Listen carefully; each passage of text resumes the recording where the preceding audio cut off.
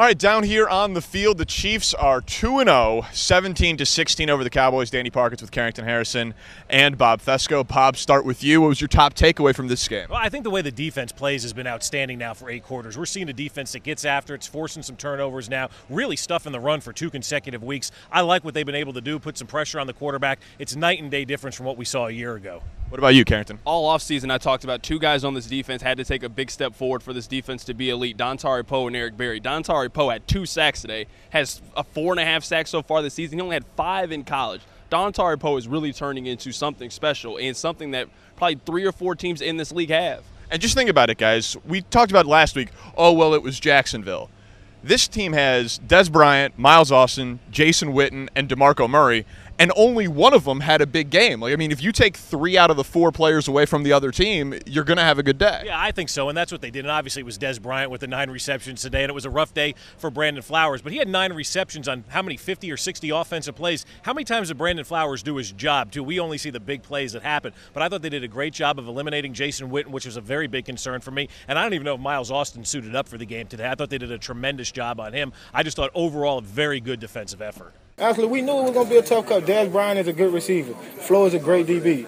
It was going to be a competitive matchup, in and out, down after down. And he stood up to the challenge, and our defense, backed him up behind it, and we played good team defense. This whole defense, this team takes their hat off to Alex Smith and the offense, from not creating turnovers, giving Tony Romo them guys short field. And that's what we try to strive on early in the week. Defense, just creating turnovers, get it to our offense, man. Once those guys get in the rhythm, we can put up points. So that's what we try to do. You guys have been pretty solid, obviously, on defense with, 16 points in 2 games now. What do you think of the first 2 games with this defense? We've been playing ball, man. Like I said, whatever task coaches ask everybody to go in the game with, I feel like everybody try to step up and do it to the best of their abilities. It means a lot. Like I said, we're doing a good job of team defense. It's not one person.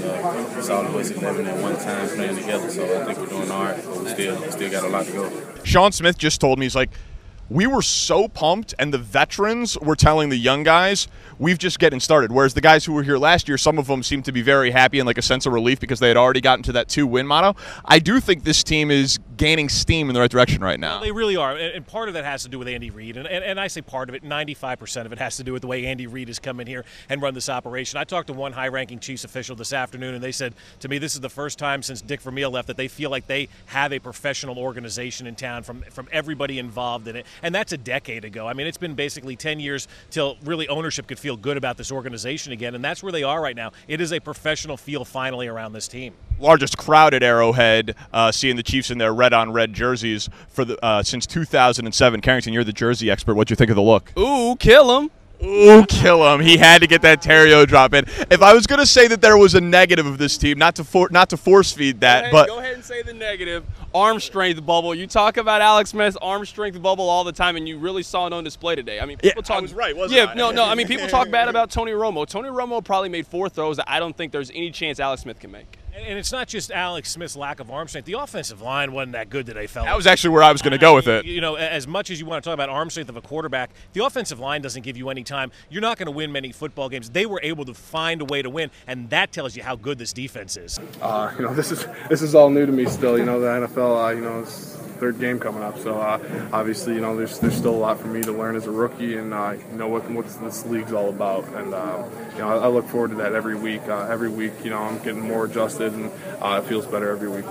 Brandon Albert told me after the game that he was just a little amped up for the game, settled down and his shoulder's fine, so he's going to be able to play on Thursday.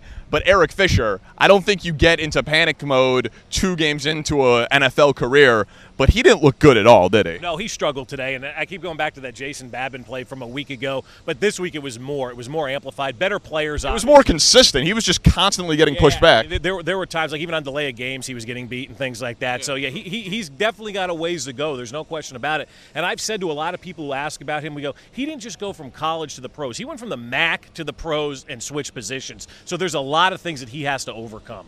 A few things to clean up, but they looked sharp in the red-on-red. They had the player intros. They had the huge crowd to a man. They were happy with the performance from the Arrowhead faithful today, and they're 2-0 heading into a national TV game against the Philadelphia Eagles. With Carrington Harrison and Bob Fescoe, I'm Danny Parkins after 17-16 Chiefs win.